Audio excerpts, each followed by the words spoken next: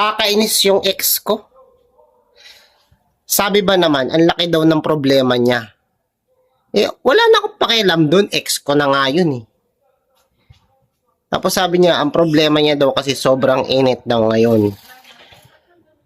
Pakihubad daw yung damit niya. Parang tanga, nakakaasar. Ayoko nga. Parang nakakainis talaga yun. Bakit ako? Saan ako? Parang, di ba kung kayo nasa sitwasyon ko, di ba? Dapat hindi ganun, di ba?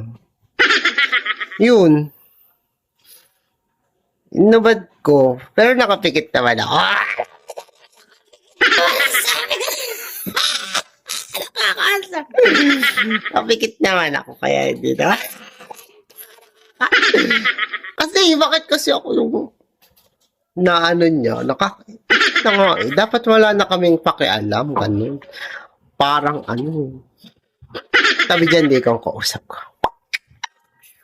Walang away-away, bati-bati tayo! Yan no, parang binabato na ako. Aray ko po. Aray ko po! Parang,